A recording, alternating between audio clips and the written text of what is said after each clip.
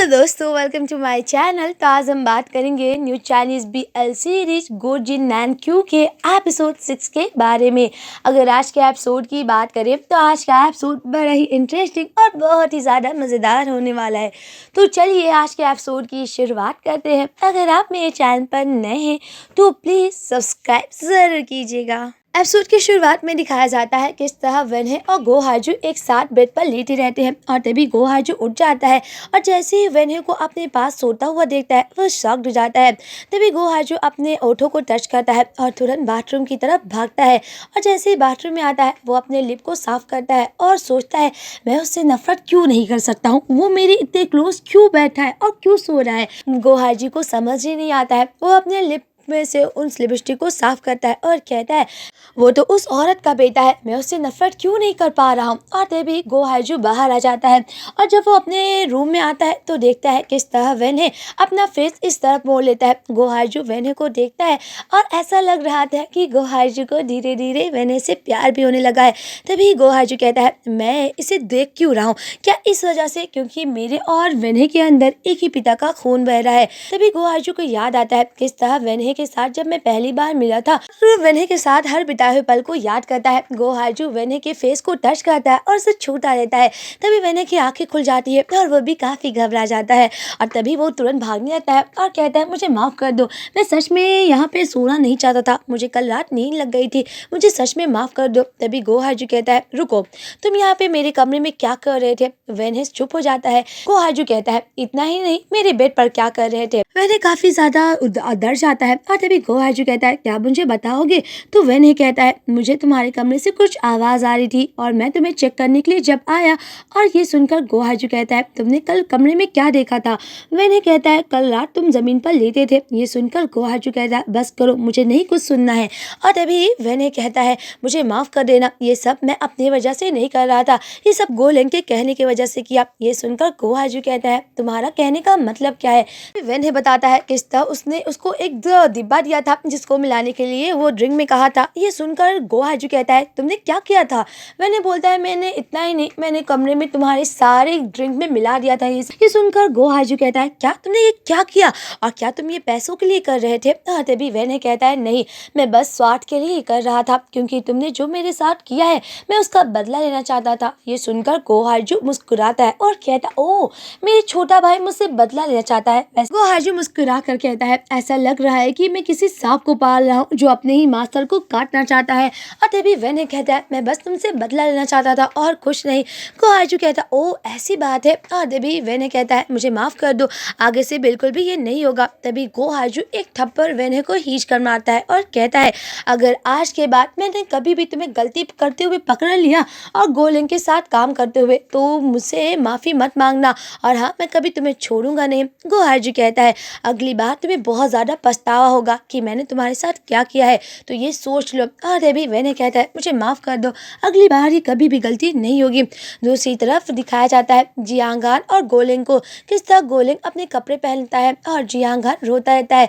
तभी लेंग कहता है ये लोग ये कपड़े पहन लेना और तभी वो कहकर ये चला जाता है। दूसरी तरफ जियांगान बहुत ज़्यादा दर्द से उठता है और कहता है ओह मुझे बहुत ज़्यादा दर्द हो रहा है, इतना दर्द क्यों हो रहा है मुझे। दूसरी तरफ दिखाया जाता है कि किस तरह वेन्हे कमरे से जब बाहर निकलता है तो उसकी मुलाकात रास्ते में गोलेंग से हो जाती है। गोलेंग कहता ओ मेरे प्यारे कजिन वैसे तुम्हारे फेस को क्या हुआ है। और ये कहकर उसके फेस को टच करने लगता है और तभी वेन्हे कहता है अगर तुम्हें कुछ काम नहीं है तो मुझे जाने दो। पर गोलेंग उसे रोकता है और कहता ओ मेरे प्यारे कजिन तुम्हें पता है ना अगर तुम मेरी बातों को नहीं मानोगे तो मेरा दिल टूट जाएगा। और तभी वेन्हे गो हाजू को देख लेता है, वो सीढ़ियों से आता रहता है। तभी वेन्हे गोलेंग को धक्का देकर वहां से चला जाता है। तभी गो हाजू मुस्कुरा कर आता है और कहता है क्या तुम अपनी गलतियों से कभी भी नहीं सीखोगे। और ये कहकर गो हाजू गोलेंग को एक थप्पड़ खींचकर मारता है और इतना ही नहीं गो हाजू गोलेंग को काफी थप्पड़ मारता है, इतना मारता है कि वो जमीन में गिर जाता है और कहता है कब तुम अपने गंदे गंदे खेल खेलना बंद करोगे? और क्या तुम्हें कभी भी सबक नहीं मिला है कि तुम्हें ये सब करने से क्या मिलता है? तभी गोलेंग कहता है, तुम्हारा मतलब क्या है ओ मेरे प्यारे भाई, क्या तुम कल रात को एंजॉय नहीं करे? और तभी गो हाइजू कहता है, अगर अंकल के तुम बेटे ना होते ना तो इस घर से मैं तुम्हें इसी वक्त बाहर निकाल देता। तो गोलेंग कहता है, अगर तुम मेरे भी रिश्तेदार ना होते ना तो मैं इस वक्त तुम्हें भी बाहर कर देता। कौन तुम्हें चाहता है? और तभी गोलेंग कहता है, सच बताओ सभी लोग तुम्हारी काफ़ी तारीफ करते हैं कि तुम बहुत ही ज़्यादा परफेक्ट हो, तुम्हारे अंदर इतनी कामयाबी है। और सच बताओ तो सब मुझे नीचा दिखाते। मेरे अंदर क्या किस चीज़ की मिसिंग है, किस चीज़ की कमी है जो लोग मुझे दिखाते हैं? क्या है तुम्हारे अंदर? यहाँ तक कि मेरी पूरी फैमिली वाले समझते हैं कि तुम बहुत ही ज़्यादा इज़्ज़तदार, तुम बहुत ही ज़्यादा टैलेंटेड और तुम्हारे अंदर कोई कमी नहीं है। मेरे अंदर किस चीज़ की कमी है? लोग मुझे इतना नीचा क्यों दिखाते हैं? तभी गो हाइजू कहता है, पता है मैंने कई बार तुम्हें बताया है पर कभी भी तुम्हें ये बात समझ ही नहीं आई कि तुम्हारे अंदर क्या कमी है। तुम्हारे इस दिमाग को समझ ही नहीं आता कि तुम क्या क्या गलती करते हो। और हाँ मेरे प्यारे भाई, ये सुन लो, अगर अगली बार मैं गलती करते हुए तुम्हें पकड़ लिया ना तुम बहुत ज़्यादा पछताओगे। और तुम यही बात तो मिसिंग कर रहे हो क्योंकि तुम दूसरे की बात ही नहीं सुनते।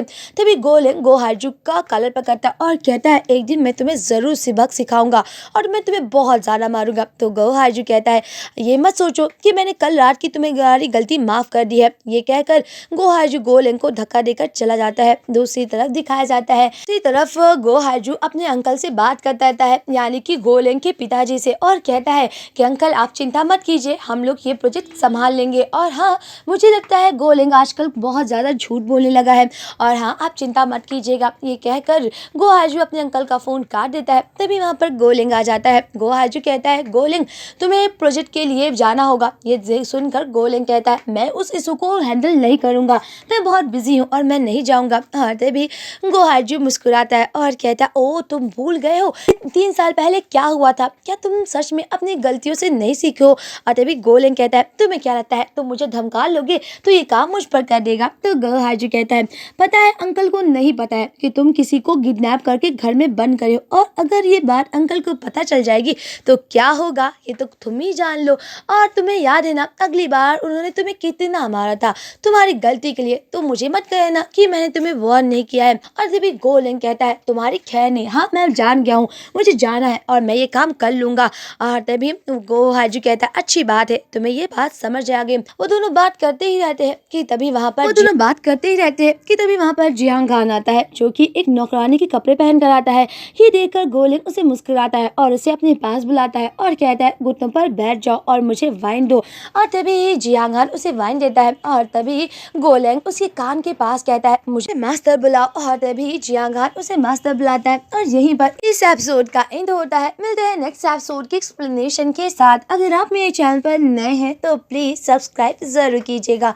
आज के लिए बस इतना ही, मिलते हैं नेक्स्ट एपिसोड की एक्सप्लेनेशन के साथ। Bye bye. गाइस आपको क्या लगता है कि गो हाइजू को धीरे धीरे वैने से प्यार होने लगा है, या वो उससे बस उसकी फिक्र कर रहा है? वैसे आपको क्या लगता है प्लीज कमेंट में जरूर बताइएगा। मिलते हैं नेक्स्ट एपिसोड की एक्सप्लेनेशन के साथ। आज के लिए बस इतना ही, बाय बाय।